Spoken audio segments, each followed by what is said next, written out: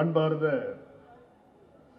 நமது சென்னை கிழக்கு மாவட்டத்தின் சார்பில் மதசார்பற்ற முற்போக்கு கூட்டணியின் சார்பில் நடைபெறுகின்ற மாபெரும் கூட்டத்திற்கு சிறப்பான முறையிலே தனக்குரிய சிறப்பில் எப்பொழுது பார்த்தால் சேகர் பாபு செய்தால் மற்றவர்களை விட சிறப்பாக இருக்கும். மற்ற மாவட்ட செயலர்களெல்லாம் நமக்கு இந்த வாய்ப்பு கிடைக்கவில்லையே ஏனென்றால் ஒன்று சொல்றேன், இதுவரைக்கும் அத்தனை கூட்டணி கட்சி தலைவர்களும் ஒரே மேடையிலே வைத்து உரையாற்றிய பெருமை சென்னையில் நமது அருமை சட்டமன்ற உறுப்பினர் மாவட்ட செயலாளர் சகோதரர் கே சேகர் பாபுக்கு மட்டுமே சேரும்.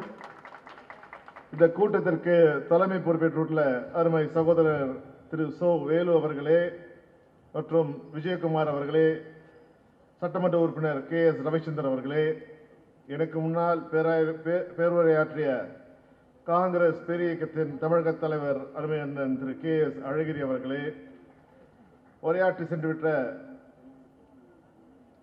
மறுமலர்ச்சி திராவிட முன்னேற்ற கழகத்தின் பொதுச் செயலாளர் புரட்சி புயல் அருமை அண்ணன் வைகோ அவர்களே, மார்க்சிஸ்ட் கம்யூனிஸ்ட் கட்சியின் தமிழ் மாநில செயலாளர் தோழர் அருமை அண்ணன் முத்தரசன் அவர்களே, இந்திய கம்யூனிஸ்ட் கட்சியின் மத்திய குழு உறுப்பினர் தோழர் அருமை அண்ணன் சவுந்தரராஜன் அவர்களே, இந்திய யூனியன் முஸ்லீம் லீக்கின் தலைவர் பேராசிரியர் அருமை அண்ணன் காதர் மொஹிதீன் அவர்களே, மனிதநேய மக்கள் கட்சியின் தலைவர் பேராசிரியர் அருமை அண்ணன் ஜஹருல்லா அவர்களே, விடுதலை சிறுத்தை கட்சியின் கொள்கை பொறுப்பு செயலாளர் அருமை சகோதரர் சிபி சுந்தர் அவர்களே, தமிழக வாழ்வுரிமை கட்சியின் தலைவர் அருமை சகோதரர் வேல்முருகன் அவர்களே, தமிழக விவசாய தொழிலாளர் கட்சியின் தலைவர் அருமை சகோதரர் திரு பொன்குமார் அவர்களே, சமத்துவ மக்கள் கட்சியின் தலைவர் அருமை அண்ணன் எர்ணாவூர் நாராயணன் அவர்களே, இந்திய தேசிய லீக் தலைவர் திரு பஷீர் அகமது அவர்களே,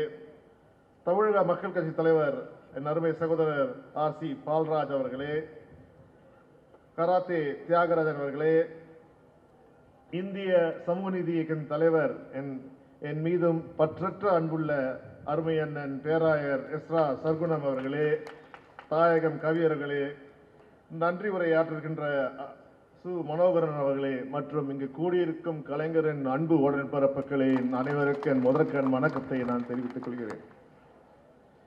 இந்த மேடையில் வந்தவுடன் சற்று தடுமாற்றம் ஏற்பட்டது.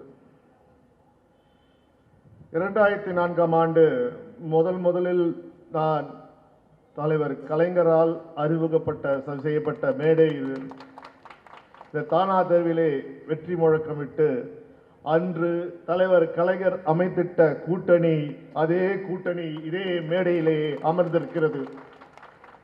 அன்று தலைவர் சொன்னால் 40லும் 40 நாம் வெற்றி பெறுவோம் என்று அவர் சொன்னார். சொன்னபடியே நடந்தது. எவ்வாறு தலைவர் கலைஞர் அவர்கள் 2004ஆம் ஆண்டு ஒரு சிறப்புமிகு கூட்டணி அமைத்தாரோ, நமது கழக தலைவர் தளபதி ஸ்டாலின் அவர்கள் இந்த முறை அதே சிறப்போடும் வீரத்தோடும் மக்களுக்கு தொண்டாற்றும் உள்ளத்தோடும் இருக்கின்ற மகா பெரிய கூட்டணியை இன்று அமைத்துள்ளார்கள். சொன்னார் தளபதி. அன்று தலைவர் சொன்னார், இந்திராவின் மருமகளே வருக, நிலையான ஆட்சியினை தருக என்று அன்னை சோனியா காந்தி பார்த்து சொன்னார். நடந்தது. நமது தலைவர் சொன்னால், ராகுல் காந்தியை வருக, இந்த பாசிச மோடியின் ஆட்சியை வீட்டுக்கு அனுப்புக, நல்லதொரு ஆட்சியாக நடக்கும். எவ்வாறு தலைவர் கலைஞர் சொன்னது நடந்ததோ, நம் தளபதி சொல்வது நடக்கும். 40லும் நாம் வெற்றி பெறுவோம். ராகுல் காந்தியின் தலைமையிலான நல்லதொரு ஆட்சி மத்தியிலே அமைந்திடும். இந்த பாசிச மோடி ஆட்சி வீட்டுக்கு அனுப்பி நேரம் வந்துவிட்டது. அதிகமான நேரம் இல்லாத காரணத்தால் ஓரிரு கருத்துக்களை கூட்ட என் வாக்கு கேட்கும் பணியினை தொடங்குகிறேன். 2 விஷயம். பொய் சொல்வர்கள் வல்லவர்கள் யார் என்றால் நம் எதிரணியில் உள்ளவர்கள். என்ன மாதிரி போய் பாருங்க, ஒரு தேர்தல் அறிக்கை சொல்லியிருக்காங்க. தேர்தல் அறிக்கை பார்த்தீங்க என்றால் நீட் தேர்வுக்கு அவர்கள் நிறுத்தி விடுவார்களாம். நான் கேட்கிறேன், 2 வருஷமா காதல பூசி தெரியுங்களே. இதே சட்டமன்றத்தில் அனைத்து கட்சியின் சார்பாக ஒரு தீர்மானம் பண்ணி நீட் தேர்வுக்கு தமிழ்நாட்டின் விலக்கு வேண்டும் என்று தீர்மானத்தை செய்து ஜனாதிபதி கையெழுத்துக்கு அனுப்பினீங்களே. அப்போ நீங்க தானங்க இருந்தீங்க சிஎம்மா. அப்போ கூட நிர்மலா சீதாராமன் அப்போதைய வர்த்தகத்துறை அமைச்சர் வந்து என்ன சொன்னாங்க, நான் சொல்கிறேன் நீட்லேருந்து நமக்கு விலக்கு வரும்னு சத்தியம்லாம் பண்ணிட்டு போனீங்களே, ஒரு வாரம் கழிச்சு அங்கே பேட்டி கொடுத்தாங்க நிர்மலா சீதாராமன். என்னது தீர்மானமா, தமிழ்நாட்டு தீர்மானம் இங்கே வந்திருக்கா, அப்படி ஒரு ஃபைல் வந்ததே எங்களுக்கு தெரியாதுன்னு சொல்லி காதில் வேற ஒரு பூவை சுத்தீங்களே. இப்போ சொல்கிறாங்கய்யா, என்ன சொல்கிறாங்க, அவங்க வந்தால் நீட்டை நிறுத்துவாங்க. ஏன் மத்தியிலும் உங்கள் ஆட்சி, மாநிலத்திலும் உங்கள் ஆட்சி, உங்களை யார் யார் தடுக்கிறது? ஏன் உங்கள் பிரசிடென்ட்ட கையெழுத்து வாங்க உங்களால் முடியாதா? என்ன பொய் சொல்கிறாங்க, சொல்லி மீண்டும் ஓட்டை கேட்க வருகிறார்கள். பொள்ளாச்சி நடந்த கொடூரத்தை பார்த்து இந்தியாவே அசந்து நின்றது. நாமெல்லாம் தமிழ்நாட்டை சேர்ந்தவர்களாம் தலை குனிந்து நின்றோம். அப்போ என்ன ஆயிற்று, இந்த பிரச்சனைக்கு வந்து சிபிஐ விசாரணை தேவை. குறிப்பாக பொள்ளாச்சி ஜெயராமனின் மகனுக்கு தொடர்பு இருக்குது, அவர் அதிமுகவிற்கு சேர்ந்தவர், அது மட்டும் இல்லாமல் துணை சபாநாயகராக இருக்கிறார் என்று சந்தேகங்கள் எழுந்தன. நமது நக்கீரன் கோபால் அவர்கள் இதற்கு பின்னாடி பெரிய 2012 இந்த கொடுமை நடந்து கொண்டிருக்கிறது, இதற்கு தீர்வு காண வேண்டும் என்று அதை மக்களிடம் கொண்டு வருகிறார்.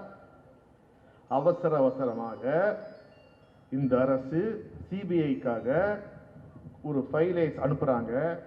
அந்த ஃபைலை கவர்னர் இரவோடு இரவாக கையெழுத்து போடுறாரு. அந்த ஃபைலில் என்ன இருக்கு பார்த்தீங்கன்னா, இதுக்குன்னா சிபிஐ வழக்கு விசாரிக்க வேண்டும், நல்லது. ஆனால் பொள்ளாச்சி ஜெயராமன் ஒரு குற்றச்சாட்டு சொல்லுகிறார், நக்கீரன் கோபாலின் மீது அவதூறு சொல்கிறார், அவருக்கு எப்படி இது வீடியோ கிடைத்தது, அதையும் விசாரிக்க வேண்டும். நான் கேட்குறேன், இது முக்கியம். தப்பு நடந்ததை கண்டுபிடிக்கணுமா? அது ஒரு வீட்டில் திருட்டு நடக்கு, இவன் தான் திருடினான்னு சொன்னவனை அவனை முதல்ல கைது செய் வெட்டுறாங்க. அந்த ஃபைலுக்கு உங்களுக்கு கைது பண்ண தெரியுது. இப்போ தேர்தல் தீர்மானத்தில் என்ன போட்டிருக்காங்க தெரியுமா? என்ன தெரியுமா? ராஜீவ் கொலை வழக்கில் சம்பந்தப்பட்ட 7 பேரை விடுதலை செய்வோம். நீங்க தானே உங்க கேபினெட்டை கூடி நீங்க தானே பண்ணீங்க, கவர்னருக்கு அனுப்பிச்சு வச்சீங்க ஒரு ஃபைலு. கவர்னர் எங்க இருக்காரு? அந்தமான்லயா இருக்காரு, இல்ல காஷ்மீர்ல இருக்காரா? இதுக்கு ஜெயராமன், பொள்ளாச்சி ஜெயராமனின் பேரை காப்பாடுவதற்கு இரவாத உங்க ஃபைல கையெழுத்து போட முடியுது. இன்னமும் இதை வந்து நீங்க இனிமேல்ட்டு மத்தியில் ஒரு புது ஆட்சி வந்து அப்பதான் செய்யுமா? இப்போ மத்தியில் யார் இருக்கா? உங்க பிஜேபி தானே, உங்க மோடி தானே. என்னங்க இதுக்கு நியாயம்? இதை கேட்டால் நம்ம எல்லாம் பார்த்து ஆன்டி இந்தியன் சொல்லுவானுங்க. அதான் இந்த கொடுமை. அது மட்டும் இல்லை, இந்த தொகுதியில் பார்த்தீர்கள் என்றால் நமக்கு எதிராக நிற்பது பாமக. நாம் அவர்களை பற்றி தப்பாவே பேச வேண்டாம், அவர்களே பேசிவிட்டாங்க. ஒருத்தர் மாறி எடப்பாடி பாமகவையும் பாமக தலைவர் டாக்டர் ராமதாஸும் என்ன சொன்னார்?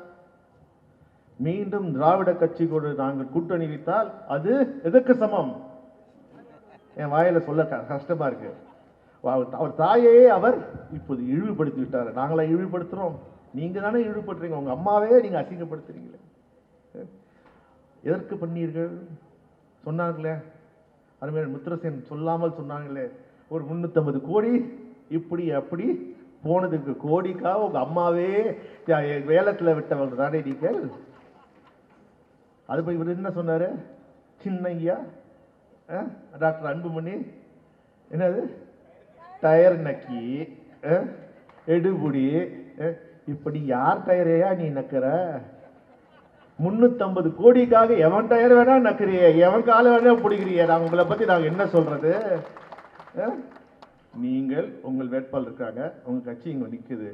மக்களே, நான் ஒன்று கேட்கிறேன், கொள்கை இல்லை, மாறி சவாரி செய்யறாங்களே வெக்க இல்லாம, பணத்துக்காக எது வேண்டுமோ இப்பவே நிரூபணம் ஆகிவிட்டது.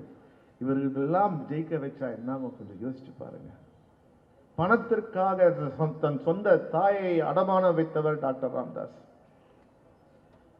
பணத்திற்காக டயரை நக்கிக் கொண்டிருப்பவர் டாக்டர் அன்புமணி ராமதாஸ். அவர்கள் சின்னம் வெற்றி பெற வேண்டுமா? கூடாது. இங்க இருக்கு இந்த கூட்டணி. எந்த கூட்டணி? ஏன் மத சார்பற்ற கூட்டணி என்று சொல்கிறோம்? இங்கே சொல்கிறேன், தமிழ்நாட்டு விந்திய மலைக்கு கீழே இந்துக்கள், இஸ்லாமியர்கள், கிறிஸ்துவர்கள் அனைவரும் ஒன்றாக இருக்கும், ஒரே மாதிரி இருக்கும். இன்னைக்கு நாம பொங்கல் கொண்டாடினா அந்த பொங்கல் எல்லாரும் சாப்பிட்றாங்க. அவங்க ரம்ஜான் கொண்டாடினா முதல்ல நமக்கு தான் அவங்க பிரியாணி அனுப்புகிறாங்க. இவங்க கிறிஸ்மஸ் கொண்டாடினா முதல்ல நம்ம வீட்டுக்கு தான் சாப்பாடே வருது, கேக்கு ப்ளம் கேக் வருது. மற்றதெல்லாம் ஒரு அதை சொல்ல மாட்டேன். ஏன் சொல்கிறேன் என்றால் நாம் ஒற்றுமையாக இருக்கிறோம். இந்த ஒற்றுமையை பிரிக்க துடிக்கிறார்கள் பாஜகவினரும் RSSனும். அதை விடலாமா? தமிழ்நாட்டில் விடலாமா? விடக்கூடாது. ஆகையால் உங்கள் பொன்னான வாக்குகளை உதயசூரிய சின்னத்தில் வாக்களித்து என்னை வெற்றி பெற செய்யுமாறு கேட்டுக்கொண்டு, அருமை அண்ணன் பஷீர் அவர்கள் பேரை மறந்துட்டேன். யாரேனும் பேரை நான் விட்டிருந்தால் மன்னித்து விடுங்கள். அதுக்காக எனக்கு ஓட்டு படம் வந்துடாதீங்க. இந்த வீடியோ உங்களுக்கு பிடிச்சிருந்தா ப்ளீஸ் லைக் அண்ட் ஷேர் பண்ணுங்க. மறக்காம எங்க சேனலை சப்ஸ்கிரைபும் பண்ணுங்க.